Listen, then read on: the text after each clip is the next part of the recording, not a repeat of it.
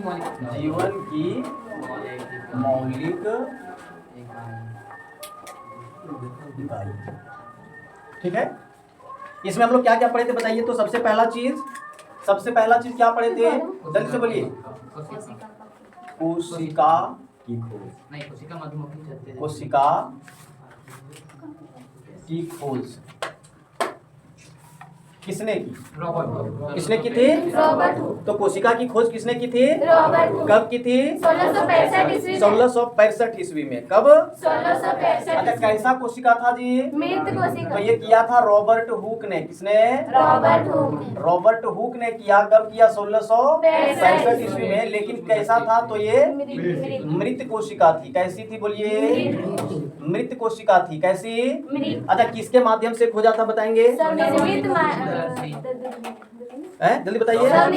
स्वनिर्मित सूक्ष्मदर्शी, मतलब अपने से बनाया हुआ सूक्ष्मदर्शी, है ना। अच्छा, किसमें देखा था उसने पहले? कॉर्क में। किसमें? कॉर्क में, है ना। कॉर्क की पतली परत को उसने लिया और उसमें उसने देखा मृत कोशिकाओं को कि उसका आकार कैसा है। किस प्रकार से बताइए? मधुमक्खी के छत्ते के जैसा था, है कि नहीं। चलिए, अच्छा, हम लोग ये भी जाने थे कल कि सर्वप्रथम जीवित कोशिका की खोज किसने की थी? Anton Leeuwenhoek. इनका पूरा नाम बोला जाए तो एंटोन वॉन ल्यूवेनहॉक। क्लियर? कब किया था? 1674 ईस्वी। कब किया था बोलिए? 1674 ईस्वी में इसने जीवित कोशिका का खोज किया था। नहीं, चलिए आगे देखिए। अब हम लोग जानेंगे बाबू कि कोशिका के अंग। क्या जानेंगे? तो सर्वप्रथम जानेंगे कोशिका का जो बनावट है। कोशिका की जो बनावट है वो उसके मुख्य 3 अंग हैं। कितने अंग हैं? कोशिका की बनावट जो है, उसकी रचना जो है, उसके कितने अंग मुख्य हैं? 3 हैं। क्लियर? देखिए, ये कोशिका है। ये क्या है बोलो? कोशिका। ये क्या है मान लेते हैं।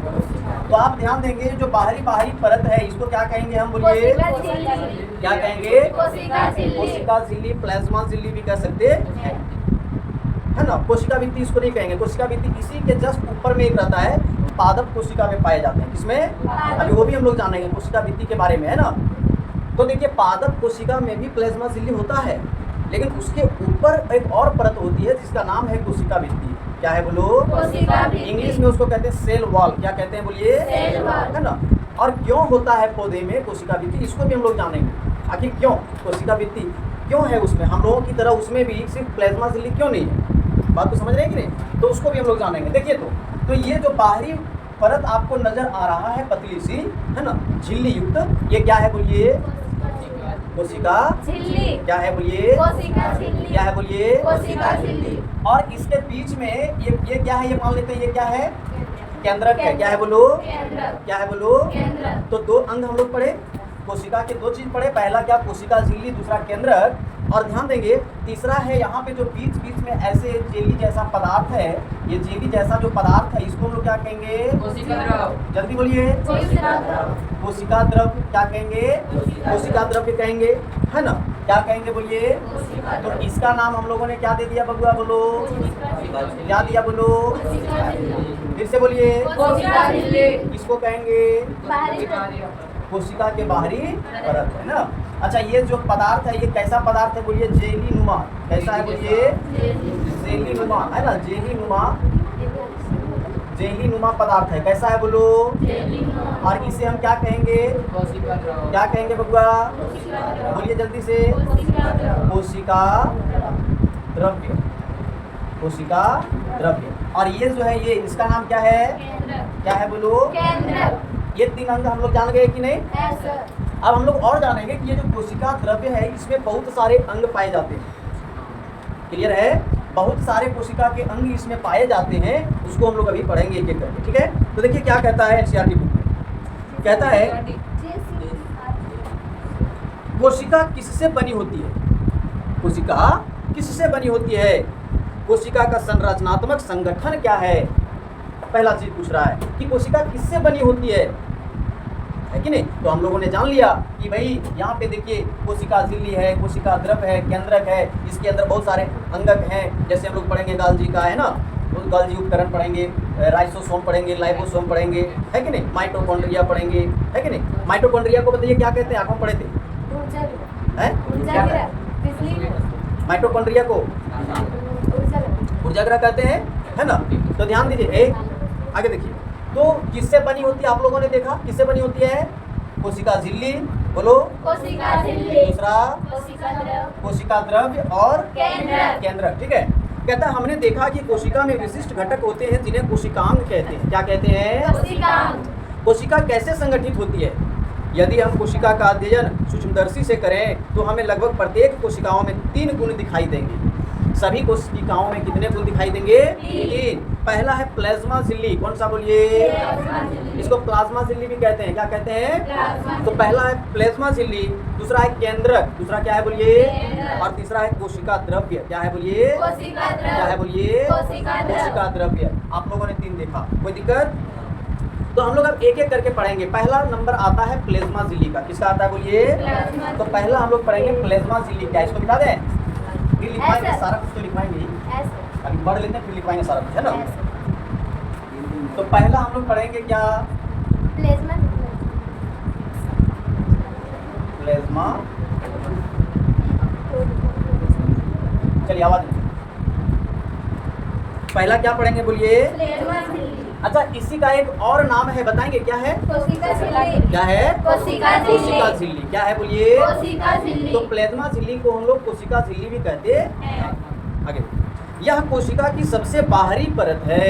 अभी हमने पढ़ा कि यह कोशिका की सबसे बाहरी परत है जो कोशिका के घटकों के बाहरी पर्यावरण से अलग करती है। कोशिका के घटकों को जरा ध्यान देंगे, जरा ध्यान देंगे। ये देखिए, ये क्या है, ये कोशिका का क्या है बोलिए, ये कोशिका का कौन सा अंग है, कोशिका झिल्ली है। ये क्या करती है, कोशिका के जो अंदर घटक है, बहुत सारे घटक हैं, उसको बाहरी वातावरण से, बाहरी पर्यावरण से अलग करता है। क्या करता है, अलग। क्या करता है जी, अलग। हो सकता है देखिए बाहरी पर्यावरण में हम मान लिए कि एक और कोशिका है, मान लेते हैं, क्या है जी, एक और कोशिका है, तो इस कोशिका और इस कोशिका के बीच में अलग करने का काम किसने किया, कोशिका झिल्ली ने किया। किसने किया बोलिए, कोशिका झिल्ली ने किया। किसने किया, आगे देखिए, प्लाज्मा झिल्ली कुछ पदार्थों को अंदर अथवा बाहर आने जाने देती है। यह अन्य पदार्थों की गति को भी रोकती है। कोशिका झिल्ली को इसलिए वर्णात्मक पारगम्य झिल्ली कहते हैं। कल हम लोग बताए थे कि भैया कुछ पदार्थों को ये अंदर आने देती है, कुछ पदार्थों को बाहर जाने देती है, इसलिए इसे हम क्या कहते हैं, चयनात्मक पारगम्य, वर्णात्मक पारगम्य, या तो फिर बात को समझे। क्या करता है, ये कुछ पदार्थों को अंदर जाने देती है और कुछ पदार्थों को बाहर आने देती है, इसलिए इसे क्या कहते हैं बोलिए, चयनात्मक पारगम्य, और दूसरा बोलिए जोर से, चयनात्मक और दूसरा वर्णात्मक, है ना। तो सर क्या पदार्थ अंदर जाने देता है, क्या पदार्थ बाहर निकलने देता है। आप जानते होंगे कि हम लोग जो ऑक्सीजन लेते हैं कि नहीं, श्वसन के माध्यम से ऑक्सीजन लेते हैं कि नहीं, तो इसका ऑक्सीकरण होता है कहाँ पे, हमारे कोशिकाओं में। कहाँ पर होता है बोलिए, जो हम लोग ऑक्सीजन श्वसन के रूप में लेते हैं उसका ऑक्सीकरण कहाँ पे होता है, कोशिकाओं में। कहाँ पे होता है, कोशिकाओं में। तो कोशिकाएं के अंदर जो है ऑक्सीजन गैस अंदर प्रवेश करती है या नहीं करती है, ये O2 है, मतलब ऑक्सीजन है, तो ये क्या होता है जी, अंदर प्रवेश करती है। क्या करती है, साथ ही साथ ध्यान देंगे, अब अंदर जो हानिकारक गैस बनता है कार्बन डाइऑक्साइड, क्या बनता है, कार्बन डाइऑक्साइड बनता है कि नहीं। अब कार्बन डाइऑक्साइड को क्या कर देता है, ये बाहर निकलने देता है, बाहर निकलने देता है। अब किस माध्यम से निकलता है, कैसे निकलता है, ये हम लोग जानेंगे, है ना। विसरण के माध्यम से, परासरण के माध्यम से, कैसे अंदर जाता है, कैसे बाहर निकलता है, ये पढ़ना है इसको, ठीक है। आगे कोशिका में पदार्थों की गति कैसे होती है, पदार्थ कोशिका से बाहर कैसे आते हैं। क्या ध्यान देंगे, क्या कोशिका में कुछ ऐसा चीज़ है जो धक्का दे करके बाहर निकाल देता है, क्या पता कोशिका में कोई ऐसी चीज़ है जो धक्का दे देता है कार्बन डाइऑक्साइड को, क्या कुछ ऐसा जो खींच लेता है, तो ऐसी कोई बात नहीं। हम लोग पढ़ेंगे भी कैसे अंदर जाता है और कैसे बाहर आता है, आखिर पदार्थों की गति कैसे होती है, आना जाना कैसे होता है। कुछ पदार्थ जैसे कार्बन डाइऑक्साइड अथवा ऑक्सीजन कोशिका झिल्ली के आर पार विसरण प्रक्रिया द्वारा आ जा सकते हैं। किस प्रक्रिया द्वारा, विसरण प्रक्रिया द्वारा। बोल सर ये विसरण क्या है, जरा समझिए, जरा समझिए, है ना। विसरण क्या है जी, विसरण क्या है, बहुत अच्छा शब्द है। हम लोग पढ़े थे केमिस्ट्री में, पढ़े थे? क्या किए थे जब हम लोग एक अगरबत्ती को जलाए थे? क्या किए थे? अगरबत्ती को तो क्या हुआ? अगरबत्ती का जो धुआं था वो क्या हो गया? फैल गया। क्या हो गया जी? यहाँ पे हमने अगरबत्ती जलाई और सेंट आप तक पहुँच जाता है, पहुँचता है या नहीं पहुँचता है? तो कैसे? विसरण के माध्यम से। तो सर एक कैसे हुआ? तो देखिए क्या कहता है विसरण में, है कि नहीं? कहता है बाबू कि जिस जगह पर, जिस स्थान पर, बोलिए, जिस स्थान पर किसी भी वस्तु की सांद्रता, ध्यान देंगे, जिस स्थान पर उसकी सांद्रता अधिक थी वो क्या हो गया? कम सांद्रता वाले स्थान पर चली गई। तो सर ये अधिक सांद्रता क्या है, कम सांद्रता क्या है, इसको समझेंगे जरा सा, समझिए। जैसे देखिए हमने अगरबत्ती को जलाई, हमने क्या जलाई? अगरबत्ती। यहाँ पे जला दी अगरबत्ती। अब क्या हुआ? अगरबत्ती को जैसे हम जलाए यहाँ पे क्या हुआ? धुआं निकलने लगा। क्या निकलने लगा? धुआं निकलने लगा। लेकिन बताइए धुआं यहाँ ज्यादा है या थोड़ा दूर में ज्यादा है? हमने जहाँ पे जलाया वहां पे है ज्यादा। तो जहाँ पे ज्यादा है, ज्यादा धुआं है, वहां से कम की ओर जा रहा है। किधर जा रहा है? कम की ओर जा रहा है। इसका मतलब क्या है कि विसरण हो रहा है। क्या हो रहा है? विसरण। अब मान के चलते हैं कहीं पे हम बहुत ज्यादा आग लगाते हैं, आग लगाए, अब वहां पे ऑटोमेटिक धुआं निकल रहा है, अपने आप पूरा निकल रहा है धुआं, कार्बन डाइऑक्साइड। अब हम एक छोटा सा धुआं कहीं पे लगा दें, थोड़ा सा, तो क्या होगा? इधर का धुआं उधर जाएगा कि उधर का इधर आएगा? उधर का इधर आएगा। क्यों? क्योंकि उधर ज्यादा है, उधर ज्यादा है, उधर अधिक होगा और इधर क्या होगा? कम होगा। मतलब अधिक से अधिक सांद्र से कम सांद्र की ओर जाना ही विसरण कहलाता है। अधिक सांद्र से कम सांद्र की ओर जाना ही क्या कहलाता है? विसरण कहलाता है। बोलिए विसरण समझ में आ गया?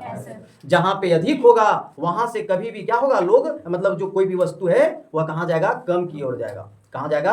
कम की ओर जाएगा। तो इसे हम लोग क्या कहते हैं? विसरण कहते हैं। क्या कहते हैं? हम लोग खुद में देख सकते हैं, हम लोग जाते हैं मेला। कहां जाते हैं? मेला। जब भीड़ भाड़ हो जाती है तो हम लोग भीड़ को धक्का दे करके और किधर जाते हैं? किधर जाते हैं बताइए? जिधर खाली स्थान रहता है। तो इसी को समझ जाइए विसरण। क्या समझ जाइए? विसरण। तो गैस जो है, ध्यान देंगे, गैस जो है विसरण के माध्यम से कोशिका में प्रवेश करती है। किस माध्यम से? विसरण। और सर ये कैसे होता है? तो समझिए, अब यहाँ पे देखिए, जहां पे ज्यादा हमारे शरीर में हम क्या किए? ऑक्सीजन लिए। अब ऑक्सीजन इधर गया फेफड़ा में। अब ध्यान देंगे, जब बाहरी वातावरण में, ध्यान देंगे, बाहरी वातावरण में ऑक्सीजन ज्यादा होगा और हमारे अंदर, हमारे कोशिकाओं के अंदर मतलब ऑक्सीजन क्या हो जाएगा? कम होगा।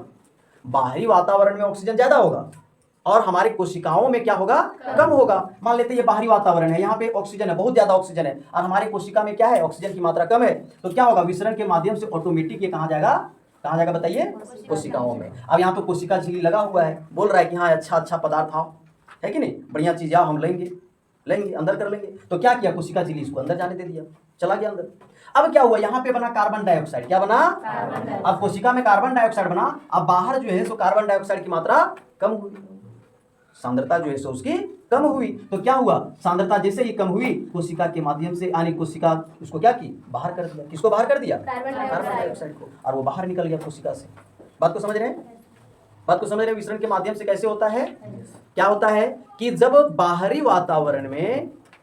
वातावरण में ऑक्सीजन की मात्रा अधिक होती है और हमारे कोशिकाओं में, किसमें? कोशिकाओं में ऑक्सीजन की मात्रा कम हो जाती है, तो क्या होता है? ऑक्सीजन को अंदर ले लेता है। क्या करता है? ऑक्सीजन को अंदर ले लेता है। और फिर जब बाहरी वातावरण में कार्बन डाइऑक्साइड की सांद्रता कम होती है और हमारे कोशिकाओं में कार्बन डाइऑक्साइड की सांद्रता बढ़ जाती है, तो क्या होता है? वही बाहर निकल जाता है। कहाँ निकल जाता है? और उसे ही इस विधि को हम लोग क्या कहते हैं?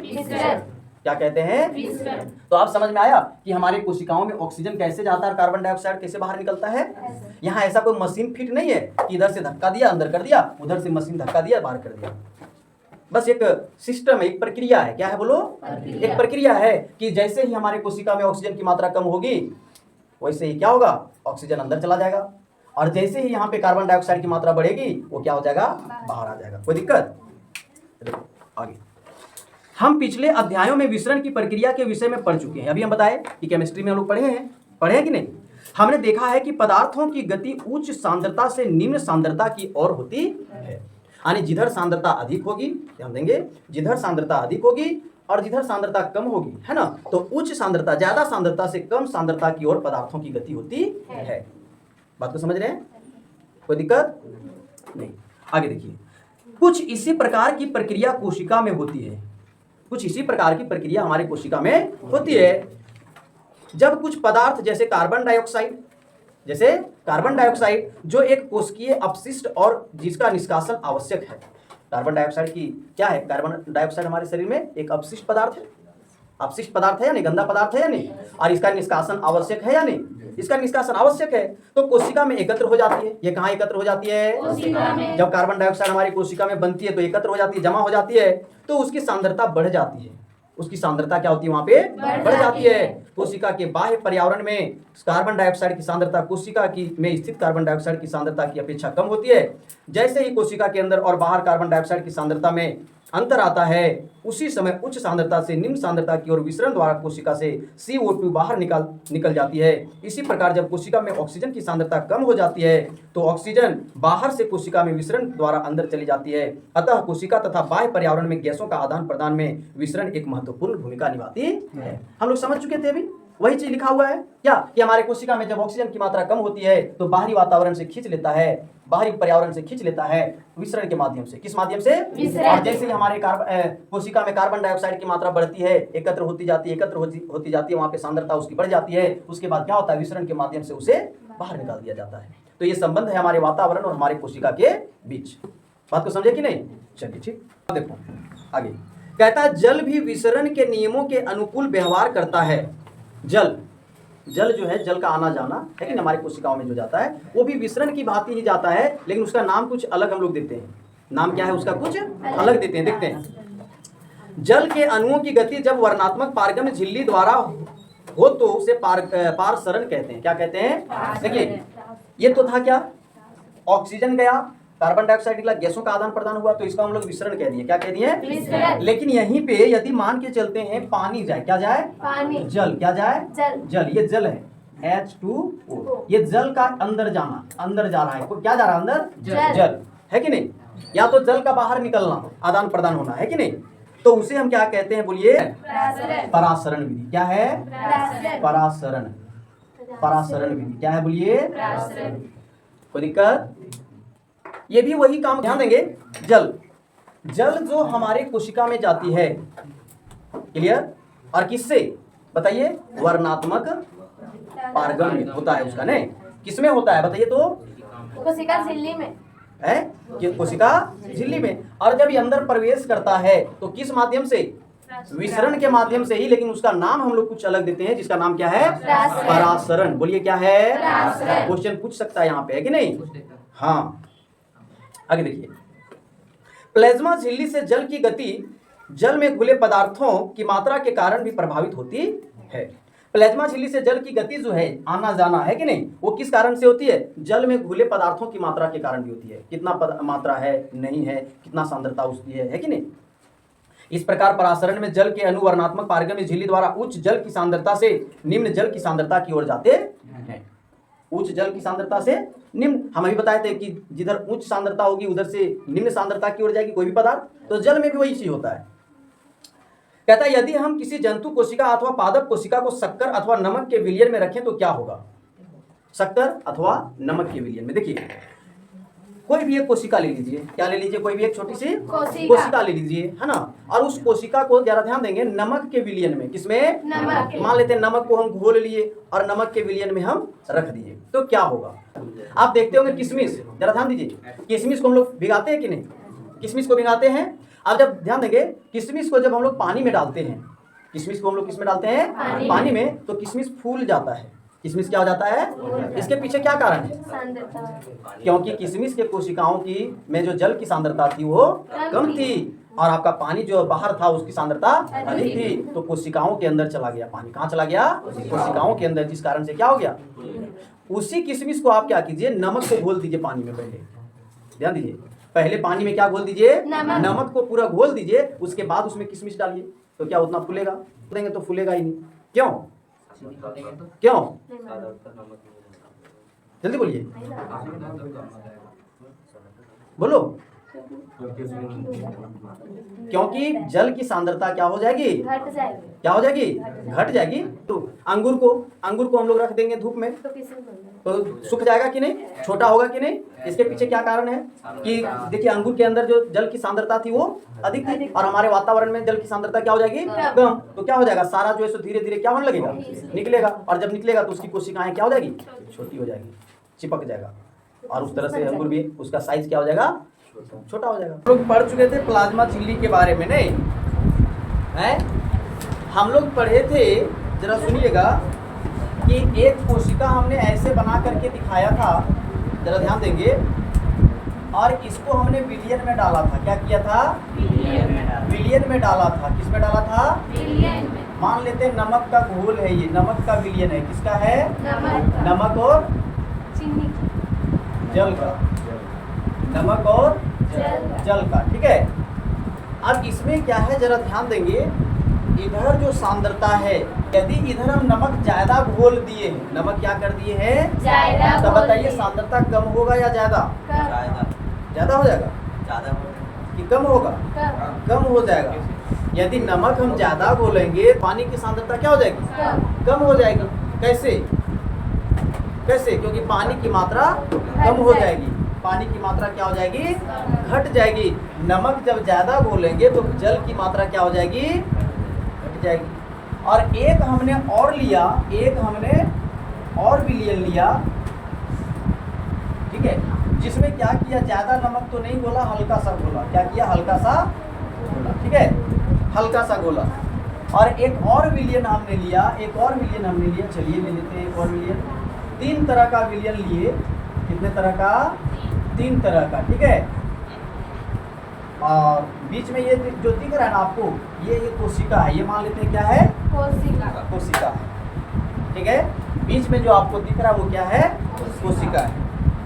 और विलियन हमने कितने तरह का लिया है? 3 तरह का लिया है। एक में क्या है, बहुत ज़्यादा नमक घुला है, मतलब सांद्रता बिल्कुल क्या हो गई है? कम। एक में क्या है, थोड़ा सा कम घुला हुआ है, यानी कि सांद्रता थोड़ा सा कम हुआ है ना। और एक में क्या है, बहुत कम नमक घुला हुआ है, तो सांद्रता जल का क्या हो गया? बढ़ गया। अब देखिए, कोशिका के अंदर जल है। कोशिका के अंदर क्या है? जल। सारे कोशिकाओं के अंदर क्या है? जल है। जल है या नहीं है? अब क्या हुआ, इसमें देखिए जल की सांद्रता क्या हो गई थी? कम। जल की सांद्रता क्या हो गई थी?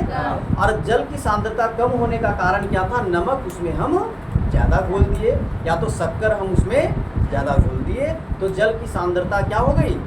कम हो गई। जल की सांद्रता क्या हो गई? अब इधर ध्यान दीजिए, जब जल की सांद्रता कम हो गई तो हम लोग पढ़े थे कि परासरण विधि में, परासरण विधि में जल क्या होता है, उच्च सांद्रता से कम सांद्रता की ओर, यानी निम्न सांद्रता की ओर जाता है। तो इस कारण से, इस वजह से जब इधर जल की सांद्रता कम है तो कोशिकाओं से क्या होगा, जल बाहर निकलेगा। किधर निकलेगा? बाहर निकलेगा, है कि नहीं। और बाहर जब निकलेगा तो ये कोशिका धीरे धीरे क्या हो जाएगी, संकुचित होती चली जाएगी, यानी कोशिका क्या हो जाएगी, छोटी हो जाएगी। क्या हो जाएगी? छोटी। कोशिका क्या हो जाएगा जी? बिल्कुल छोटा हो जाएगा। क्यों? क्योंकि उसके अंदर जो जल था वो धीरे धीरे कहाँ आ गया, बाहर। और क्या कारण था आने का? बाहर में सांद्रता कम। अब ध्यान दीजिए, ये क्या है, बराबर है। इसमें सांद्रता क्या है, यानी जितनी सांद्रता जल की है बाहर वातावरण है ना, और कोशिका के अंदर भी उतना ही सांद्रता है। तो बताइए क्या होगा, क्या कोशिका में कोई अंतर होगा? नहीं होगा। तीसरी बात है कि देखिए बाहर का जो वातावरण है, बाहर का है कि नहीं, उसमें क्या है, सांद्रता बहुत अधिक है। उसमें सांद्रता क्या है, बहुत अधिक है। और कोशिका के अंदर जल की सांद्रता जब कम होगा तो उसके अंदर क्या घुसेगा, पानी। क्या घुसेगा जी?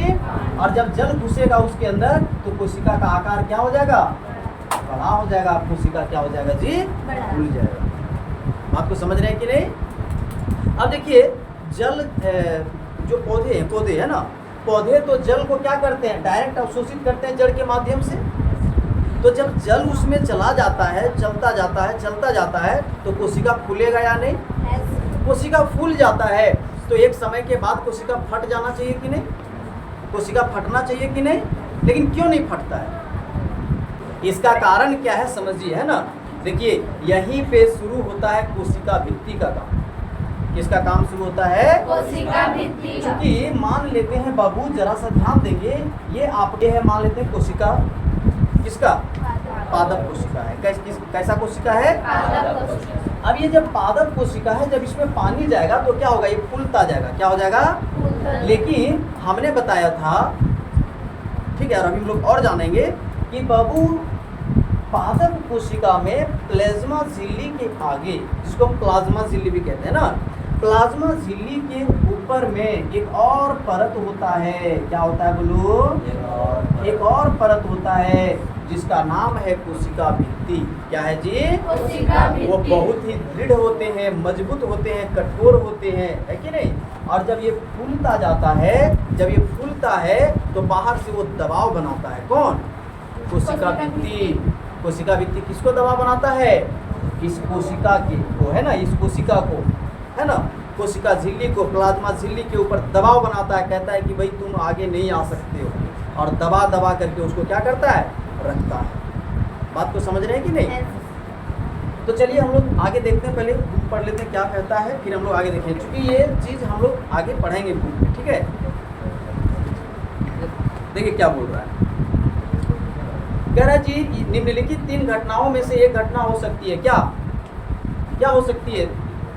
ध्यान दीजिए। जब नमक या शक्कर के विलयन में, नमक या शक्कर के विलयन में हम कोशिका को डालेंगे तो 3 घटनाएं हो सकती है। कितनी घटनाएं हो सकती है? 3। पहला घटना देखो क्या कर रहा है कि यदि कोशिका को तनु विलयन वाले माध्यम अर्थात जल में शक्कर अथवा नमक की मात्रा कम और जल की मात्रा ज़्यादा है और उसमें रखा गया है, तो जल परासरण विधि द्वारा कोशिका के अंदर चला जाएगा। ऐसे विलयन को अल्प परासरण दाबी विलयन कहा जाता है। देखो बबुआ, समझना इधर बड़े अच्छे से। कहता है कि एक ऐसा विलयन, ध्यान दीजिए, एक ऐसा विलयन, बोलेंगे साथ साथ, है ना, एक ऐसा विलयन जिसमें नमक या शक्कर की मात्रा कम है। नमक या शक्कर की मात्रा कम है। बताओ किसमें से है? तीनों में से किसमें कम है? इसमें कम है। किसमें कम है? इसमें क्या है बाबू? नमक या तो शक्कर जो भी हम बोले हैं वो कम है। क्या है? कम। तो जल की सांद्रता क्या है? अधिक है ना? और क्या होगा? तब क्या होगा? जल इधर से जो है सो धीरे धीरे कहाँ चला जाएगा? कोशिका में चला जाएगा। और इसे हम लोग कहते हैं अल्प परासरण दाबी। इस विलयन को हम लोग क्या कहते हैं? इस विलयन को, जो विलयन इसमें है कि नहीं, इस विलयन का नाम हम लोग देंगे अल्प परासरण। क्या बोलेंगे बोलो? अल्प परासरण दाबी विलयन। क्या कहेंगे? जोर से बोलो, क्या कहेंगे? एक बार बोलो, अल्प परासरण दाबी विलयन। एक बार और बोलो जोर से, अल्प परासरण दाबी विलयन। क्या कहेंगे? अल्प परासरण दाबी विलयन। किसको कहेंगे अल्प परासरण दाबी विलयन?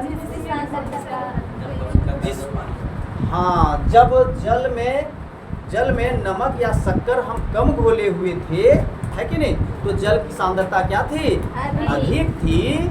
तब हम मानेंगे कि भैया वो अल्प परासरण दाबी विलयन है। क्या है बोलो? अल्प परासरण दाबी विलयन। कोई दिक्कत? कहता है जल के अणु कोशिका झिल्ली के दोनों ओर आवागमन करने के लिए स्वतंत्र होते हैं। जल जो है ना, कोशिका झिल्ली के अंदर बाहर आने जाने के लिए स्वतंत्र होते हैं। क्लियर है? झिल्ली उसको रोकता नहीं है। ये जो चयनात्मक पारगम्य है या तो वर्णात्मक पारगम्य है कोशिका झिल्ली, वो इसको रोकता नहीं है पानी को। वो आने जाने के लिए क्या है? स्वतंत्र है। क्या है बोलो जी? लेकिन कोशिका के अंदर जाने वाले जल की मात्रा कोशिका से बाहर आने वाले जल की मात्रा से अधिक होगी। इस प्रकार शुद्ध परिणाम यह होगा कि जल कोशिका के अंदर गया, इससे कोशिका फूलने लगेगी। इसमें क्या होगा? जरा ध्यान देंगे। जल अंदर तो जाएगा, अंदर तो जाएगा, साथ ही साथ क्या होगा? बाहर आएगा। जल अंदर भी जाएगा और साथ ही साथ क्या होगा? जल बाहर भी आएगा। लेकिन इस क्रम में क्या होगा कि जल ज़्यादा अंदर जाएगा और कम बाहर आएगा। जल ज़्यादा अंदर जाएगा और बाहर कम आएगा। तो जब जल की मात्रा हमारे कोशिका में बढ़ती जाएगी तो क्या होगा? धीरे धीरे कोशिका का साइज बढ़ेगा कि नहीं, और कोशिका धीरे धीरे फूलता चला जाएगा। क्या होता चला जाएगा? फूलता चला जाएगा। कोई दिक्कत नहीं। आगे देखिए दूसरा। तो पहला समझ में आ गया तो बोलो, कोई दिक्कत है? पूरा समझ में आ गया ना? है? बताइए, जिस विलयन में नमक या शक्कर की मात्रा कम हो अर्थात जल की सांद्रता अधिक हो उसे हम क्या कहते हैं? अल्प परासरण दाबी विलयन कहते हैं। कोई दिक्कत है? नहीं ना। आगे देखिए दूसरा कहता है यदि कोशिका को ऐसे माध्यम विलयन में रखा जाए, यदि कोशिका को ऐसे विलयन में रखा जाए, समझे कि नहीं, जिसमें बाह्य जल की सांद्रता कोशिका में स्थित जल की सांद्रता के ठीक बराबर हो तो कोशिका झिल्ली से जल में कोई शुद्ध गति नहीं होगी। ऐसे विलयन को समपरासारी विलयन कहते हैं। दूसरा देखिए क्या कहता है। अब क्या कहता है देखिए कि अब कोशिका को हम उठाए, कोशिका को और एक ऐसे विलयन में रख दिए, एक ऐसे विलयन में रख दिए जिसमें बाहर का विलयन का जो सांद्रता था, विलयन का जो सांद्रता था और कोशिका के भीतर, उस कोशिका के भीतर जो जल की सांद्रता थी वो समान है। क्या है बोलो? क्या है बोलो? और जब समान है तो क्या होगा? उतना ही जल बाहर अंदर जाएगा जितना जल बाहर आएगा। आने जाने की स्वतंत्र है, समझ रहे हैं? तो बताइए कोशिका के गति में कोई परिवर्तन होगा क्या? कोशिका फूलेगा क्या? कोशिका सिकुड़ेगा? नहीं, क्योंकि उतना ही पानी जा रहा है जितना पानी बाहर आ रहा है कि नहीं? तो ना तो फूलेगा और ना ही सिकुड़ेगा। कोई दिक्कत? देखिए क्या कहता है आगे। जल कोशिका झिल्ली के दोनों ओर आता जाता है। कहता है जरा सा इधर ध्यान देना कि जल कोशिका झिल्ली के दोनों ओर आता जाता है। देखिए कोशिका झिल्ली के अंदर भी जा रहा है। कहाँ जा रहा है? अंदर भी जा रहा है और कोशिका झिल्ली से बाहर भी आ रहा है ना। लेकिन जल की जो मात्रा अंदर गई उतना ही बाहर आ जाती है। लेकिन जितना अंदर गया, देखिए एक तीर लगाए मतलब एक गया और एक ही बाहर आया, एक गया और एक ही बाहर आया। इस प्रकार व्यापक रूप से जल की कोई गति नहीं हुई, इसलिए कोशिका के माप में भी कोई परिवर्तन नहीं आएगा। और इसे हम लोग क्या कहते हैं बाबुआ? बोलो इस विलयन को क्या कहते हैं? समपरासारी विलयन। क्या कहते हैं बोलो? समपरासारी विलयन। कोई दिक्कत? कोई दिक्कत? यहाँ से प्रश्न बनेगा या नहीं? बिल्कुल बन सकता। अब क्या बोल रहा है सो सुनिए, है ना। क्या कहा समझ में आया कि यदि अंदर जो जल है बाहर में यदि ज्यादा नमक वगैरह घुला हुआ है, कहाँ पे? बाहर। तो उस स्थिति में क्या होता है? बाहर का जल जो है अंदर का जल जो है सो कहाँ आ जाता है? बाहर आ जाता है। और इस स्थिति में कोशिका धीरे धीरे क्या होने लगता है? सिकुड़ने लगता है। कोशिका धीरे धीरे क्या होने लगता है? पुनः जल कोशिका झिल्ली के दोनों ओर आ जा सकता है। देखिए जा भी सकता है और आ भी सकता है। कोई दिक्कत नहीं। लेकिन इस स्थिति में कोशिका से अधिक जल बाहर आएगा। इस स्थिति में क्या होगा? कोशिका से जल जो है सो ज्यादा बाहर आएगा। कम अंदर जा रहा है, मान लेते हैं कि 2 गो अंदर जा रहा है कि नहीं, और 3 गो बाहर आ रहा है। 2 गो अंदर जा रहा है, 3 गो बाहर आ रहा है। तो इस अवस्था में क्या होगा बाबू? इसलिए कोशिका सिकुड़ जाएगी। परासरण की इस प्रकार विसरण की एक विशिष्ट विधि है जिसमें वर्णात्मक झिल्ली द्वारा गति होती है। और इसका नाम क्या देते हैं हम लोग जी? अति परासरण दाबी। क्या कहते हैं बोलो? अति परासरण दाबी। ऐसे विलयन को क्या कहते हैं? अति परासरण दाबी। अति परासरण दाबी विलयन। अच्छा दाबी माने क्या? उसका दबाव, प्रेशर। दाबी का मतलब क्या होता है जी? प्रेशर, है कि नहीं? तो प्रेशर कैसा है? यदि बाहर से प्रेशर ज्यादा है, देखिए इधर आप ऐसे भी समझ सकते हैं। किसी भी चीज में यदि बाहर से ज्यादा हम दबाव बना रहे हैं तो वो क्या होगा? दबेगा, और दबेगा तो उसका पानी क्या होगा? बाहर आएगा। और यदि अंदर का दबाव ज्यादा है तो अंदर से ऐसे दबाव बनाएगा, और जब दबाव ऐसे बनाएगा तो खुलता जाएगा। और जब बाहर और अंदर का दबाव दोनों का बल बराबर है तो फिर वो क्या रहेगा? एकदम समान रहेगा। क्लियर है? तो एक बार बोलिए, ऐसा विलयन, सुनिएगा, ऐसा विलयन है ना जिसमें क्या होता है कि बाहर से पानी जल कोशिका के भीतर जाता है, उस विलयन को क्या कहते हैं? अल्प परासरण दाबी विलयन। ऐसा विलयन जिसमें कोशिका के भीतर की सांद्रता और कोशिका के बाहर वाले विलयन की सांद्रता समान हो तब क्या कहलाता है? समपरासारी विलयन। अच्छा, ऐसा विलयन जिसमें विलयन से कम जल जाता है कोशिका में और कोशिका से ज्यादा जल बाहर आता है, उसे क्या कहते हैं? अतिप्रसरनदायी विलयन। कोई दिक्कत? एक क्रियाकलाप हम लोग अंडा से कर सकते हैं। डिम्बा बुझता है? डिम्बा देखा है रे? कैसा होता है? गोल होता है। कलर कैसा होता है? अंडा का कलर कैसा होता है? अच्छा, ऊपर में जो व्हाइट है सल्क है ना, वो जो छिलका उसका है कि नहीं, व्हाइट रंग का है वो कोशिका। अब उसके अंदर ध्यान देंगे, यदि हम लोग थोड़ा थोड़ा फोड़े, ध्यान देना, पूरा नहीं फोड़ देना, पूरा फोड़ देंगे तो पूरा फूट जाएगा। लेकिन जब ऊपर ऊपर निकालेंगे, जरा ध्यान देना, तो नीचे एक और परत रहता है झिल्ली जैसा, रहता है या नहीं? रहता है कि नहीं? तो क्रियाकलाप क्या करता है एक बार देख लेते हैं हम लोग, ठीक है? कहता है अंडे से परासरण। अंडे से कैसे हम परासरण का देखें, ठीक है? देखिए, कहता है अंडे को तनु हाइड्रोक्लोरिक अम्ल में डालकर उसके कवच को हटाओ। उसके कवच को क्या करेंगे? हटाएंगे। इसका कवच अधिकांशतः कैल्शियम कार्बोनेट का बना होता है। ध्यान दीजिए, जब इसके कवच को हटाएंगे ऊपर से, जो किसका बना होता है? Calcium carbonate. किसका बना होता है? यदि प्रश्न पूछा जाए कि मुर्गी के अंडे या तो किसी भी चीज के अंडे, है ना, क्या बोलेंगे? अंडे का जो कवच होता है, प्रश्न बनेगा कि अंडे का जो कवच होता है वो किस चीज का बना होता है? Calcium carbonate. किस चीज का बना होता है? Calcium carbonate. एक पतली बाह्य त्वचा अब अंडे को घेरे रखती है। कहता है कि जब अंडा, ध्यान दो, अंडा है ना, उसको हाइड्रोक्लोरिक अम्ल में डालेंगे और उसका त्वचा को ऊपर जो कवच है उसको हटा देंगे, तो उसके अंदर एक पतली सी झिल्ली उसको घेर करके रखता है। क्या करके रखता है? घेर करके। अंडे को शुद्ध जल में रखो। अब अंडे को क्या करो? शुद्ध जल में रख दो और 5 मिनट के बाद इसका अवलोकन करो। आप क्या देखते हैं? तो क्या देखेंगे जी? जरा ध्यान देंगे, जरा ध्यान देंगे। ये अंडा था, मान लेते हैं। ये क्या था? ये मान लेते हैं अंडा है। क्या है?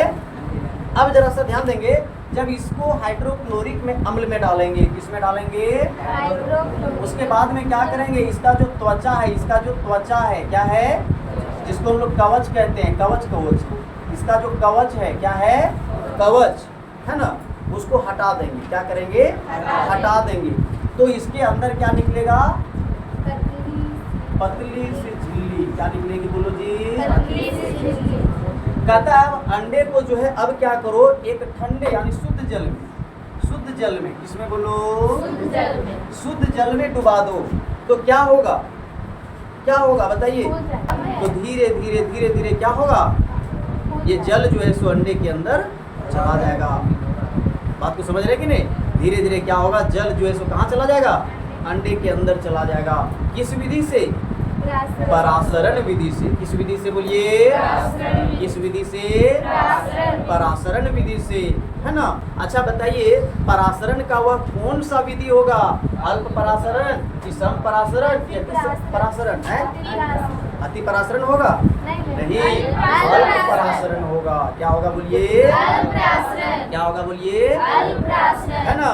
और ये कहाँ चला जाएगा? सीधा अंडा के अंदर चला जाएगा, है कि नहीं? और अंडा क्या हो जाएगा? खुल जाएगा। आगे देखिए क्या करता है। बी नंबर बी नंबर क्या कहता है? देखिए, इसी प्रकार का एक कवच रहित अंडा नमक के सांद्रित विलयन में रखो और 5 मिनट तक उसका अवलोकन करो। अंडा सिकुड़ जाता है। क्यों? अब क्या करो? उसी तरह एक और अंडा को निकालो। उसी तरह से एक और अंडा को निकालो। जब हम लोग निकालेंगे और उसके बाद नमक वाले विलयन में रख दो। नमक और जल का विलयन बना लो और उसमें क्या करो? रख दो। और 5 मिनट के बाद देखेंगे तो अंडा क्या हो जाएगा? सिकुड़ जाएगा। बोलो क्यों? क्यों? क्योंकि अंदर की सांद्रता क्या हो जाएगी? ज़्यादा हो जाएगी और बाहर की कम, है ना। बाहर में क्योंकि ज़्यादा नमक घुला रहेगा तो जल की मात्रा कम हो जाएगी और इसलिए बाहर से क्या होगा, अंदर से क्या होगा, बाहर निकलेगा और अंडा क्या हो जाएगा, सिकुड़ जाएगा। क्या हो जाएगा जी? एक कोशिकीय अलवणीय जलीय जीवों तथा अधिकांश पादप कोशिकाएं परासरण द्वारा जल ग्रहण करते हैं। कहता है एक कोशिकीय जीव जो अलवणीय जीव है। अलवणीय जीव मतलब जो लवणीय जल में नहीं रहते हैं, शुद्ध जल में रहते हैं, नदी वगैरह में, है कि नहीं? ध्यान दीजिए, अलवणीय जल में जो रहते हैं और जो पौधे अलवणीय हैं, जो लवणीय जल में नहीं होते हैं जो पौधे, है ना, वे जल कैसे प्राप्त करते हैं? तो परासरण विधि द्वारा। कैसे प्राप्त करते हैं जी? परासरण विधि द्वारा। क्योंकि शुद्ध जल रहेगा, अलवणीय जल रहेगा तो धीरे धीरे क्या होगा, उसकी कोशिकाओं के अंदर जाएगा। आगे देखिए, पौधों के मूल द्वारा, मूल मतलब जड़, मूल मतलब जड़। कहता है पौधों के मूल द्वारा जल का अवशोषण परासरण का एक उदाहरण है। कहता है जी पौधा है, क्या है बोलो? मान लेते हैं एक पौधा है, ये क्या है बोलो? एक पौधा है मान लेते हैं और इसका ये जड़ है, क्या है? तो यहाँ पे जड़, ध्यान देंगे, यहाँ से जल ले जाता है, ऐसे ले जाता है, ऐसे ले जाता है कि नहीं? जाता है या नहीं? कहाँ तक जाता है? पत्तियों तक जाता है। कहाँ तक जाता है? तो बताइए ये कैसे जाता है? इसमें क्या कोई मोटर फिट कर दिया, यहाँ से मोटर मारा, पानी ऐसे चला गया? नहीं, परासरण विधि के द्वारा जाता है। कैसे जाता है? तो बताइए कि पौधे जल अवशोषित करते हैं जड़ से, है कि नहीं? तो बताइए किस विधि द्वारा अवशोषित करते हैं? परासरण विधि द्वारा। बोलिए किस विधि द्वारा? पौधे जड़ के माध्यम से जल अवशोषित करते हैं। किस विधि द्वारा? परासरण विधि द्वारा। किस विधि द्वारा? परासरण विधि द्वारा। कोई दिक्कत? चलिए आगे। इस प्रकार कोशिका के जीवन में विसरण जल तथा गैसों के आदान प्रदान की प्रक्रिया में महत्वपूर्ण भूमिका निभाता है। क्या कहता है कि इस प्रकार कोशिका के जीवन में विसरण जो है, विसरण हम लोगों ने पढ़ा क्या? एक जगह से दूसरे जगह जाना, जिधर सांद्रता कम है उधर जाना, है कि नहीं? तथा तो ये विसरण के माध्यम से क्या प्रवाहित होता है, क्या आता जाता है? जल और गैस, जल और गैस। इसके अतिरिक्त विसरण कोशिका को अपने बाहरी पर्यावरण से पोषण ग्रहण करने में सहायता करता है। जैसे पादप कोशिका है कि नहीं? तो बाहर से पोषण जो है, यानी जैसे नाइट्रोजन हो गया, जड़ से खींचता है कि नहीं? चाहे तो बाहर से कार्बन डाइऑक्साइड लेता है कि नहीं लेता है? तो किस विधि द्वारा? विसरण विधि द्वारा। किस विधि द्वारा बोलिए? कोशिका से विभिन्न अणुओं का अंदर आना तथा बाहर निकलना भी विसरण द्वारा ही होता है। विभिन्न अणु जो अंदर जाते हैं, बाहर निकलते हैं, कार्बन डाइऑक्साइड हो गया, ऑक्सीजन हो गया, है कि नहीं? तो ये बाहर जाते हैं या तो अंदर जाते हैं। ये किस माध्यम से होता है बोलिए? विसरण। किस विधि द्वारा होता है बोलिए? इस प्रकार के परिवहन में ऊर्जा की आवश्यकता होती है। इस प्रकार के परिवहन में किसकी आवश्यकता होती है जी? ऊर्जा की आवश्यकता होती है। किसकी आवश्यकता होती है? ये मान लेते हैं कोशिका है, क्या है बाबू? कोशिका। यहाँ पे केंद्रक है, क्या है? केंद्रक। यहाँ पे क्या है? तो ये बाहरी वाला ध्यान देंगे, ये बाहरी परत क्या है बोलिए? प्लाज्मा झिल्ली या तो प्लाज्मा झिल्ली या कोशिका झिल्ली, ठीक है? तो ये जो प्लाज्मा झिल्ली है ये कैसी होती है तो बताइए? लचीली होती है। कैसी होती है? कैसी होती है? देखिए ये जो है ये बाहर है ना, प्लाज्मा झिल्ली, ये कैसा होता है बोलिए? लचीली होती है। प्लाज्मा झिल्ली कैसी होती है? कहता है और कार्बनिक अणुओं जैसे लिपिड तथा प्रोटीन की बनी होती है। ये किसकी बनी होती है बाबू? लिपिड तथा प्रोटीन की बनी होती है। किसके? लिपिड तथा प्रोटीन। जोर से बोलिए। लिपिड तथा प्रोटीन की बनी होती है। किसकी बनी होती है? क्या बनी होती है? प्लाज्मा झिल्ली। क्या बनी होती है? प्लाज्मा झिल्ली को हम लोग और किस नाम से जानते हैं? और कोशिका झिल्ली के नाम से जानते हैं। किस नाम से जानते हैं? अच्छा, कोशिका झिल्ली या प्लाज्मा झिल्ली को हम क्या कहते हैं? क्या कहते हैं? चयनात्मक पारगम्य। चयनात्मक या तो फिर वर्णात्मक पारगम्य। क्या कहते हैं बोलिए? क्यों कहते हैं वर्णात्मक पारगम्य? क्योंकि ये सेलेक्टेड चीजों को यानी गिने चुने चीजों को अंदर जाने देता है और जो उसके लिए हानिकारक होता है उसे बाहर निकाल देता है। नहीं, इसलिए इसे हम क्या कहते हैं बोलिए? वर्णात्मक पारगम्य। क्या कहते हैं बाबू? किसे कहते हैं वर्णात्मक पारगम्य? प्लाज्मा झिल्ली या तो कोशिका झिल्ली को। ठीक है, आगे देखिए। कहता है प्लाज्मा झिल्ली की रचना हम केवल इलेक्ट्रॉन सूक्ष्मदर्शी से ही देख सकते हैं। यदि चाहेंगे ना कि हम इसको देख लें नॉर्मल सूक्ष्मदर्शी से तो नहीं देख पाएंगे। इसको देखने के लिए हमें इलेक्ट्रॉन सूक्ष्मदर्शी चाहिए। कौन सा सूक्ष्मदर्शी चाहिए? क्योंकि ये बहुत छोटी होती है। क्या होती है ना? कोशिका झिल्ली का लचीलापन एक कोशिकीय जीवों में कोशिका के बाह्य पर्यावरण से अपना भोजन तथा अन्य पदार्थ ग्रहण करने में सहायता करता है। ऐसी प्रक्रिया को एंडोसाइटोसिस कहते हैं। अमीबा अपना भोजन इसी प्रक्रिया द्वारा पूरा करता है। ध्यान दीजिए, क्या कहता है जी? ये जब लचीला होता है, ध्यान दीजिए, ये जब लचीला होता है, प्लाज्मा झिल्ली के लचीला होने के कारण एक कोशिकीय जीव जो है, कौन बोलिए? एक कोशिकीय जीव जो है बाहरी वातावरण से अपना भोजन प्राप्त कर सकता है। कैसे? जैसे अमीबा होता है बाबू, हम लोग जानते हैं एक कोशिकीय जीव है। क्या है बोलिए? एक कोशिकीय जीव। अमीबा में कितने कोशिका होते हैं? कितने कोशिका होते हैं? अब बताइए, यदि लचीला नहीं होता तो वो इधर उधर घूम पाता क्या? नहीं। मान लीजिए आगे जब गया है ना, तो जब भोजन उसको प्राप्त करना है, किसको? अमीबा को, तो उसने क्या किया? अपने आकार को ऐसे बना लिया या नहीं? ऐसे बना लिया। जरा ध्यान देंगे। और तब क्या लचीला था, तभी तो चेंज किया अपनी आकृति को। और जब चेंज कर लिया उसके बाद भोजन को धीरे धीरे क्या किया? यहाँ से देखिए, यहाँ से फिर मोड़ने लगता है और ऐसे मोड़ लेता है और ऐसे घेर करके और खाद्य धानी का निर्माण कर लेता है। किसका निर्माण कर लेता है जी? है ना? देखिए अब अमीबा अच्छा मतलब ओरिजिनल अमीबा बना। क्यों? क्योंकि यहाँ पे हमने केंद्रक उस समय नहीं दिया था।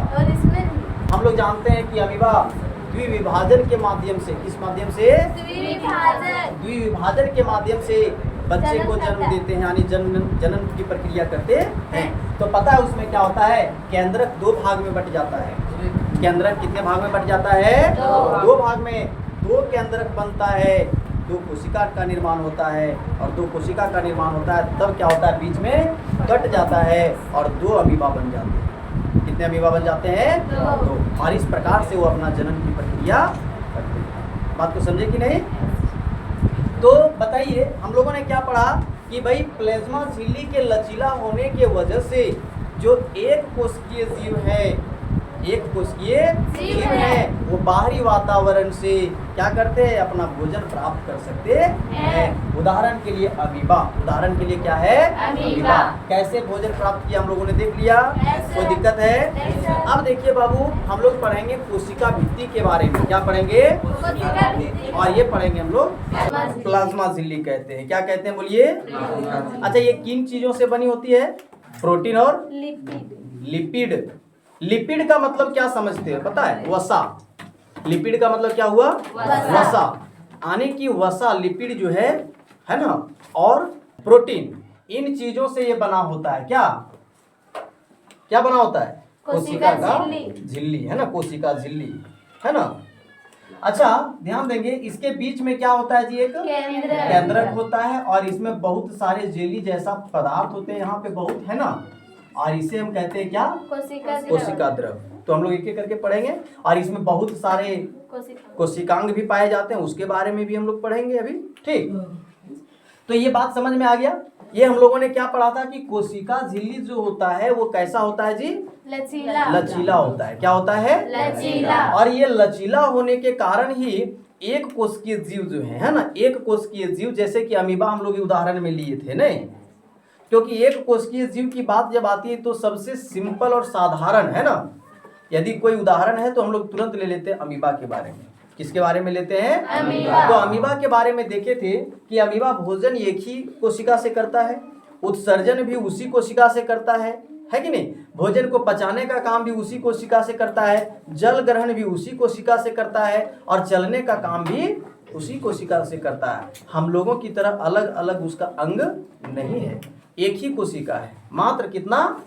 जबकि हमारे शरीर में कितनी कोशिकाएं हैं? अरबों खरबों है कि नहीं? खरबों कोशिकाएं हैं।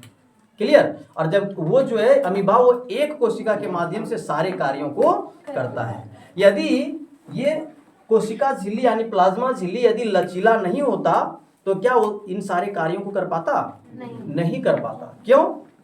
क्योंकि यदि उसको मान के चलते हैं भोजन ग्रहण करना है तो उसको क्या करना होगा? यहाँ पे आपका अपना जो अंग है उसको ऐसे करना होगा, उसको करना होगा या नहीं करना होगा? अब ऐसे घुमाने के लिए यदि लचीला नहीं होगा, कठोर होगा, तो क्या घुमा पाएगा वो? और जब नहीं घुमा पाएगा तो भोजन को कैसे पकड़ेगा? फिर दिक्कत हो जाता कि नहीं? चलने की बात आती तो क्या वो चल भी पाता? नहीं चल पाता। बात को समझ रहे कि नहीं? अतः हम कह सकते हैं कि भैया ये जो लचीला है हमारा क्या कोशिका झिल्ली, उसी के वजह से एक कोशिकीय जीव अपना सारा कार्य कर पाते हैं। कोई दिक्कत? चलिए ठीक। आगे हम लोग को देखना है भाई, पेड़ पौधे की बात आती है। किसकी बात आती है? पेड़ पौधे की बात आती है। और जब पेड़ पौधे की बात आती है तो क्या पेड़ पौधे भी कोशिका से बने हैं? बिल्कुल बने। जब सजीव हैं तो कोशिका से बने हैं।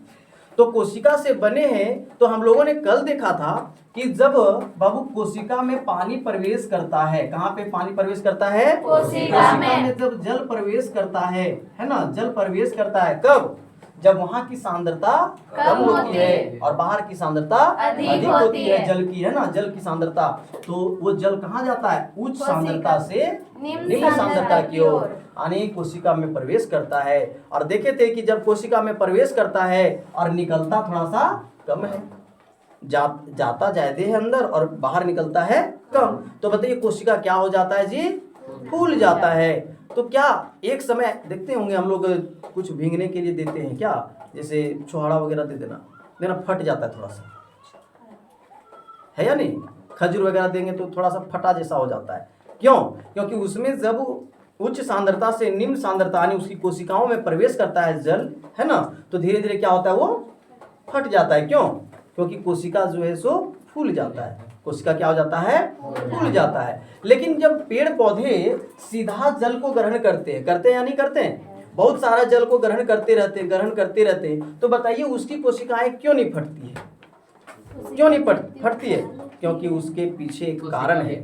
क्या है? कोशिका भित्ति। क्या है बोलिए? कोशिका भित्ति। क्या है जी? कोशिका मान लेते भित्ति। हैं कि ये हमारा कोशिका है, जंतु कोशिका, पादप कोशिका है, मान लेते हैं। ये क्या है? हमारा पादप कोशिका है, ठीक है।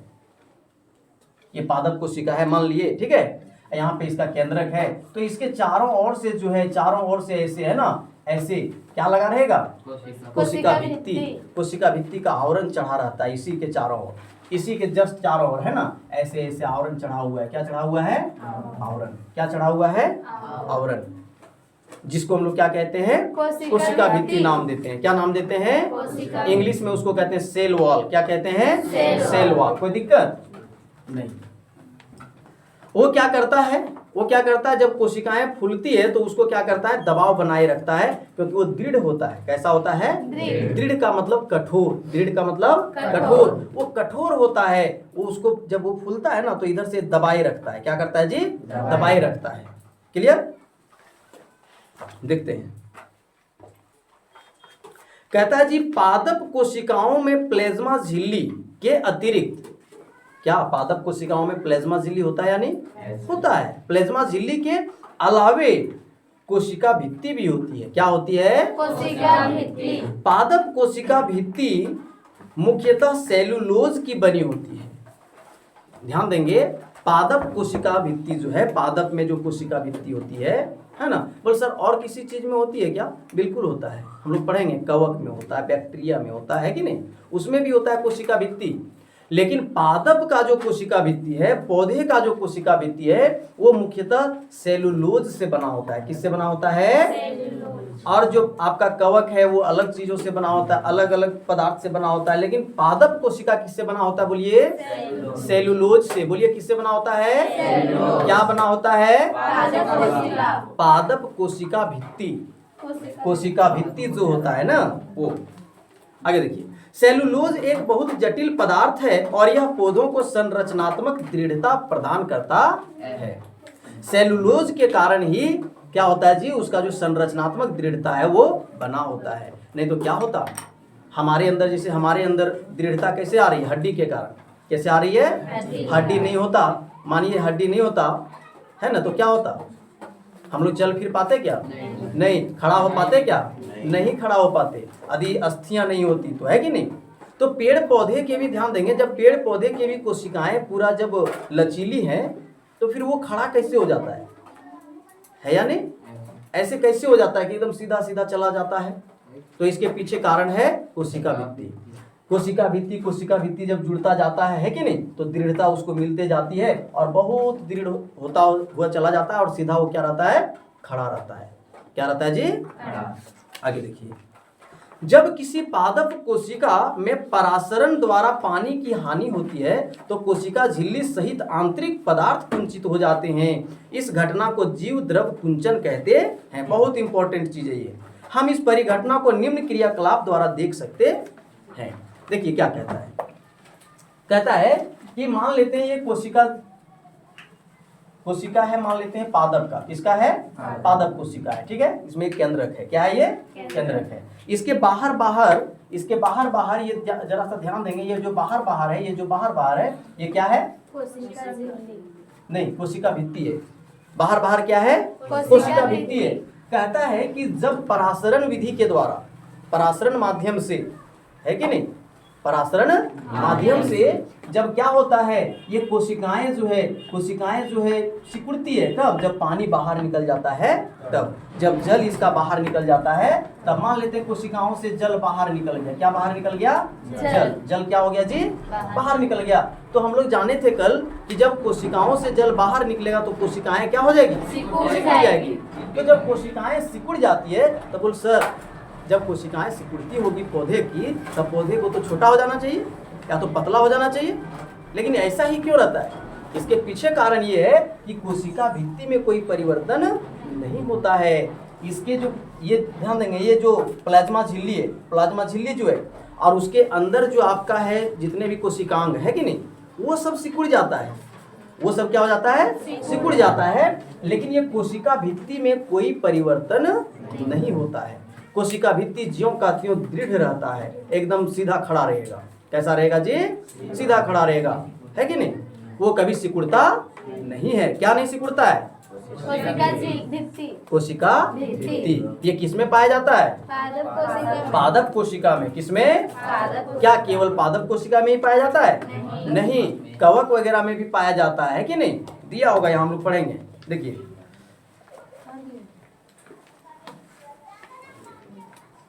अच्छा जरा ध्यान देंगे। अब जो ये जो कुंचित हो गया, ये जो सिकुड़ गया, क्या सिकुड़ गया? कोशिका भित्ति नहीं, कोशिका, कोई भी कोशिका जो सिकुड़ जाता है कि नहीं, लेकिन कोशिका भित्ति नहीं सिकुड़ता है। अच्छा, तो ये सिकुड़ना, ये जो सिकुड़न होता है उसको हम लोग क्या कहते हैं? क्या कहते हैं? जीव द्रव्य संकुचन। क्या कहते हैं? जीव द्रव कुंचन या तो संकुचन। बोलिए जीव द्रव्य कुंचन। बोलो क्या? जीव द्रव्य कुंचन। आने ये जो हमारा कोशिका जो सिकुड़ जाता है कि नहीं, सिकुड़ कर छोटा हो जाता है, उसे हम क्या कहते हैं? जीव द्रव्य कुंचन। क्या कहते हैं? जीव द्रव्य कुंचन। क्या इसमें कोशिका भित्ति सिकुड़ता है? नहीं। कोशिका भित्ति सिकुड़ता है? नहीं सिकुड़ता है, ठीक है। कहता है कोशिका भित्ति पौधों, कवक तथा बैक्टीरिया की कोशिकाओं को अपेक्षाकृत कम तनु विलयन में बिना फटे बनाए रखती है। कहता है कोशिका भित्ति और क्या करता है? जैसे पादप कोशिका हो गया, बैक्टीरिया हो गया, कवक हो गया, है ना, कवक हो गया। कवक जैसे हम लोग देखे थे ब्रेड में जो लग जाता है कि नहीं, है नहीं, ब्रेड को फंद जाता है कि नहीं, तो फफूंद जो है वो क्या एक प्रकार का कवक है, क्या है, कवक है ना। तो ध्यान दीजिए, जब निम्न तनु अम्ल है ना, जो उसमें जब उसमें जल प्रवेश कर जाता है कि नहीं, जब जल प्रवेश कर जाता है तो उसको फटने से रोकता है, उसको फटने से क्या करता है, रोकता है। ऐसे माध्यम से कोशिका प्रासरण विधि द्वारा पानी लेती है, कोशिका फूल जाती है और कोशिका भित्ति के ऊपर दबाव डालती है। कोशिका भित्ति भी फूली हुई कोशिकाओं के प्रति समान रूप से दबाव डालती है। कोशिका भित्ति के कारण पादप कोशिकाएं परिवर्तनीय माध्यम को जंतु कोशिका की अपेक्षा आसानी से सहन कर सकती है। परिवर्तनीय माध्यम को मतलब कहने का मतलब है कि जैसे बरसात आ गया, ठंड आ गया, है कि नहीं, ठंड आ गया, बरसात आ गया, गर्मी आ गया, तो किसके कारण से वो सहन कर सकता है, कोशिका भित्ति के कारण। नहीं तो बरसात में क्या होता, फूल जाता और पेड़ फट जाता, पेड़ क्या हो जाता, फट जाता कि नहीं है। वहीं पे यदि कोशिका भित्ति नहीं होता तो गर्मी के मौसम में जब सारा पानी बाहर निकल जाता कि नहीं कोशिकाओं से, तो क्या हो जाता, पेड़ जो है सो सिकुड़ जाता पूरा, है कि नहीं, सिकुड़ जाता है नहीं। लेकिन कोशिका भित्ति के कारण वो क्या होता है, अपने आप में वो संतुलन बनाए रखता है। कौन, पौधे। कौन रखते हैं जी, पौधे की कोशिकाएं रखती है, तो पौधे भी रहते हैं संतुलन, है कि नहीं। ठीक, तो ये बात समझ में आ गया। तो बोलो, कोशिका भित्ति की बात समझ में आ गई। तो अब बारी आती है केंद्रक की। किसकी बात आती है, केंद्रक की। तो ये बात था कोशिका भित्ति का। अब हम लोग चलते हैं केंद्रक की ओर। किधर चलते हैं, केंद्रक की ओर। केंद्रक क्या है जी, केंद्रक, ठीक है। अच्छा, केंद्रक कहाँ होता है, कोशिका में होता है। अच्छा, कोशिका में कहाँ, तो प्लाज्मा झिल्ली और ये जो हमारे पास कोशिका द्रव्य है, क्या है बोलो, कोशिका द्रव्य। अच्छा, इसको थोड़ा सा दूसरे कलर से कर देते हैं, इसको मान लेते हैं ब्लू कलर से कर देते हैं, कोशिका द्रव्य, ठीक है। ये कोशिका द्रव्य है, क्या है बोलो, कोशिका द्रव्य है। बहुत सारा क्या है बोलो, बोलो जोर से बोलो, कोशिका द्रव्य। ये कोशिका द्रव्य है, ठीक है। तो ध्यान देंगे, कोशिका द्रव्य है और ये हमारा क्या है, बीच में मान लेते हैं यहाँ पे केंद्रक है। क्या है ये, केंद्रक है, ठीक है। तो देखिए, केंद्रक का स्थान कहाँ है, तो प्लाज्मा झिल्ली और कोशिका द्रव्य, बोलो प्लाज्मा झिल्ली और कोशिका द्रव्य के बाद में, उसके बीच में, उसके मध्य में, है ना, मध्य मतलब थोड़ा ऊपर नीचे होता है, ठीक। तो वहां पे क्या होता है बोलिए, केंद्रक। क्या होता है जी, केंद्रक। उसके बारे में पढ़ना है। कहता है, ध्यान दीजिए, कहता आपको याद होगा कि हमने प्याज की झिल्ली की अस्थायी स्लाइड बनाई थी। अच्छा, प्याज की झिल्ली की एक स्लाइड बनाने के लिए बताया गया था ना, जो कि हम यहाँ पे शायद अभी नहीं करके दिखाए थे, कि नहीं, बोले थे बाद में कभी देखेंगे क्योंकि उसमें वक्त लगेगा। हमने इस झिल्ली पर आयोडीन की बूंद डाली थी, पर क्यों, आयोडीन की बूंद डाली पर क्यों। यदि हम बिना आयोडीन के स्लाइड देखें तो हम क्या देखेंगे, प्रयत्न करो और देखो कि क्या अंतर है। जब हमने आयोडीन का घोल डाला तो प्रत्येक कोशिका समान रूप से रंगीन हो गई। कोशिका के विभिन्न भाग रासायनिक संघटक के आधार पर विभिन्न रंगों से रंगे जाते हैं। कुछ क्षेत्र अधिक हरे रंग के प्रतीत होते हैं तथा कुछ कम। कोशिका को रंगने के लिए हम आयोडीन विलयन के अतिरिक्त सैफ्रानिन अथवा मैथिलिन ब्लू विलयन का भी उपयोग कर सकते हैं। हमने प्याज की कोशिका को देखा है, आओ अब हम अपने शरीर की ली गई कोशिकाओं को देखते हैं। कहता है कि जब हम प्याज की स्लाइड को लेंगे और उसकी कोशिका में विलयन डालेंगे, है ना, विलयन को डालेंगे, ठीक है। तो जब प्याज की कोशिका मान लेते हैं, ये प्याज की कोशिका है, क्या है जी, कोशिका, ठीक है। तो इधर इधर आपका जो है ना, इधर इधर ध्यान देंगे, हरा जो होगा वो थोड़ा सा कम होगा। कैसा होगा, कम होगा। लेकिन बीच में एक जगह आपको गहरा दिखाई देगा। कैसा दिखाई देगा, गहरा। इधर थोड़ा कम दिखाई देगा, ये सब कम दिखाई देगा, ठीक है, हल्का दिखाई देगा। लेकिन एक जगह क्या दिखाई देगा, गहरा, गहरे रंग का दिखाई देगा। कैसा दिखाई देगा, और जो गहरे रंग का दिखाई देगा ना, वही केंद्रक है। वही क्या है, केंद्रक है। गहरे रंग का जो दिखाई देगा वही क्या है, केंद्रक है, ठीक है। आइए देखते हैं आगे। कहता है केंद्रक के चारों ओर दोहरे परत का एक अस्तर होता है, अच्छा, जिसे केंद्रक झिल्ली कहते हैं। अब देखिए केंद्रक की बात आती है, हम लोग केंद्रक की ओर चलते हैं। ये मान लेते हैं हमारा केंद्रक है, ये ध्यान दीजिए, इसको ये केंद्रक है। अब इसको हम लोग थोड़ा सा जूम करते हैं, इसको हम लोग क्या करते हैं, थोड़ा सा जूम करते हैं, ठीक है। ये केंद्रक को हम लोग जूम कर रहे हैं, ठीक है, ये केंद्रक को हम लोग जूम कर रहे हैं, ठीक है। ये केंद्रक को हम लोग जूम कर रहे हैं, केंद्रक को हम लोग जूम करके देख रहे हैं। कैसे देख रहे हैं बोलो? जूम करके, ठीक है। तो ये दोहरी परत वाली होती है। कैसा होता है बोलिए? इसमें दो परत होता है, दो परत होता है। ऐसे ध्यान देंगे, ऐसे होता है, ठीक है, ऐसे होता है, दो परत। कितना परत होता है? दो परत होगा। कितना परत होगा? केंद्रक में यानी जो सतह होता है, केंद्रक झिल्ली होता है, वो कितने परत का होता है बोलिए? दो परत का होगा। ये मान लेते हैं केंद्रक है, मान लेते हैं ये केंद्रक को हम लोग जूम करके देख रहे हैं। तो देखिए दो परत दिख रहा है कि नहीं? दो परत दिख रहा है कि नहीं? एक हम ब्लू से दिखा दिए और एक किस रंग से दिखा दिए हैं? लाल रंग से, है कि नहीं? देखिए क्या कहता है कि केंद्रक के चारों ओर दोहरे परत का एक अस्तर होता है जिसे केंद्रक झिल्ली कहते हैं। यानी इस दोहरे परत को हम लोग क्या कहेंगे? केंद्रक झिल्ली। क्या कहेंगे? केंद्रक झिल्ली में छोटे छोटे छिद्र होते हैं। देखिए ये छोटे छोटे छिद्र हैं, इसको हम लोग जूम कर दिए इसलिए बड़ा दिख रहा है। बात को समझ रहे हैं कि नहीं? छोटे छोटे छिद्र होते हैं। क्या होते हैं? छिद्र होते हैं। अभी देखो ये पूरा केंद्रक बना नहीं है, इसमें कैसे रहेगा? देखिए यहाँ पे कुछ रहेगा, मान लेते हैं ये केंद्रिका जिसको हम लोग कहते हैं। क्या कहते हैं? केंद्रिका। उसके बाद में यहाँ पे देखिए ऐसे ऐसे ऐसे ऐसे ऐसे जाली जैसा है ना, हम लोग अभी देखेंगे सारा कुछ, है कि नहीं? उसके साथ साथ में ऐसे ऐसे ध्यान देंगे, ऐसे ऐसे केंद्रक द्रव्य रहेगा, केंद्रक द्रव्य भी रहेगा। क्या रहेगा बोलो? केंद्रक द्रव्य रहेगा। क्या रहेगा बोलो? ठीक है ना, ऐसे ऐसे केंद्रक द्रव्य रहेगा, ऐसे ऐसे केंद्रक द्रव्य रहता है इसमें, ठीक है। तो देखिए क्या कहता है कि केंद्रक झिल्ली, कहाँ पे जी? केंद्रक झिल्ली में छोटे छोटे क्या होते हैं? छिद्र होते हैं। छोटे छोटे क्या होते हैं बोलिए? छिद्र होते हैं। इन छिद्रों के द्वारा केंद्रक के अंदर का कोशिका द्रव्य केंद्रक के बाहर जा पाता है। कोशिका द्रव्य के विषय में हम अनुभाग 5.2.4 में पढ़ेंगे। किसके बारे में? कोशिका द्रव्य के बारे में आगे हम लोग पढ़ने वाले हैं, ठीक है। क्या कहता है? इन छिद्रों का भी काम क्या है? जरा ध्यान दीजिए। इन छिद्रों का काम यह है, ध्यान दीजिए, कि जो कोशिका द्रव्य है केंद्रक के अंदर, कहाँ पे? वो बाहर आ पाता है और अंदर जा पाता है।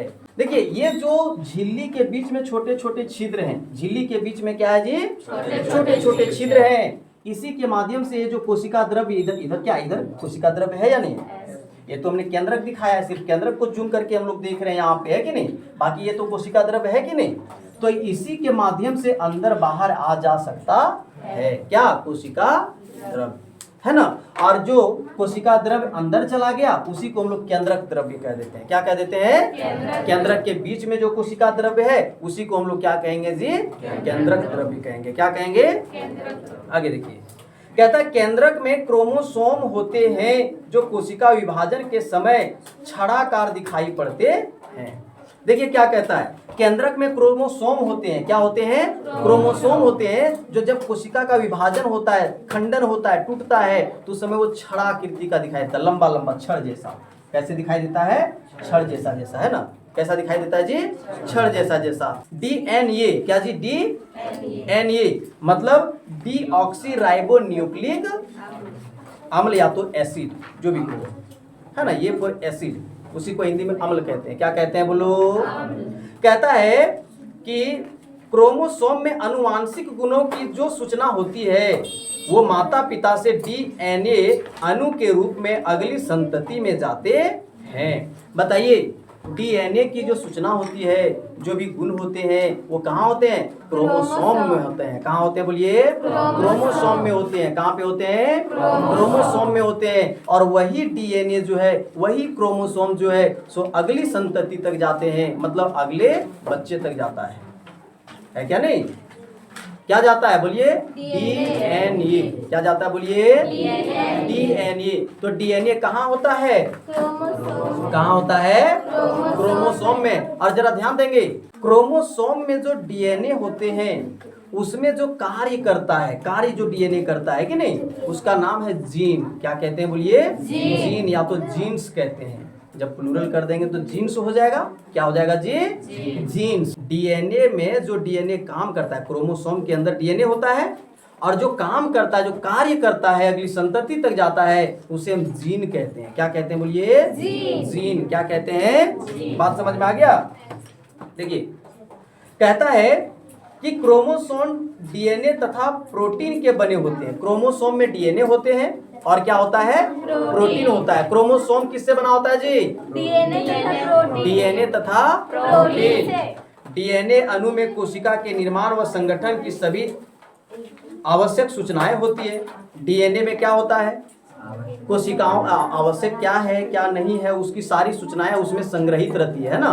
जैसे क्या है, क्या सूचना रहता है, डीएनए में रहेगा कि भैया आदमी का कोशिका है ये, तो सूचना किसमें रहेगा, डीएनए में। किसमें रहेगा, डीएनए में। किसमें रहेगा, डीएनए में। वो संचित रहेगा, है ना। वो क्या रहेगा जी, संचित रहेगा। जब अगले संतति में जाएगा, अगले बच्चे में जाएगा, तो वही डीएनए बताएगा कि भैया ये आदमी का कोशिका है, जानवर का जन्म नहीं होना चाहिए। बात को समझ रहे हैं कि नहीं। ये सूचना किसमें होता है, डीएनए में होता है। किसमें होता है, डीएनए में। वही बताता है कि भैया ये आदमी का कोशिका है, कि ये जानवर का कोशिका है, कि बिल्ली का कोशिका है, कि सांप का कोशिका है, पादप का कोशिका है। चलो ध्यान दो, डीएनए के क्रियात्मक खंड को जीन कहते हैं। देखो अभी हम बताए कि जो डीएनए जो काम करता है, जो क्रियात्मक खंड है, जो काम करता है, कार्य करता है कि नहीं, उसे क्या कहते हैं, जीन कहते हैं। जीन क्या कहते हैं बोलिए, जो कोशिका विभाजित नहीं हो रही होती है उसमें यह डीएनए क्रोमेटिन पदार्थ के रूप में विद्यमान रहता है। क्रोमेटिन पदार्थ के रूप में विद्यमान रहता है, जो हम जालिका रूपी दिखाएं, जाली जाली जैसा, ये क्रोमेटिन पदार्थ है। क्या है बोलो, क्रोमेटिन है। क्या है बोलो, है ना। कहता है क्रोमेटिन पदार्थ धागे की तरह की रचनाओं के एक जाल का पिंड होता है। क्रोमेटिन क्या होता है बबुआ, जाल की तरह होता है। कैसा होता है बोलिए, ये जो जाल की तरह है, ये क्या है, क्रोमेटिन। क्या है बोलो, क्या है बाबू, क्रोमेटिन है। कोई दिक्कत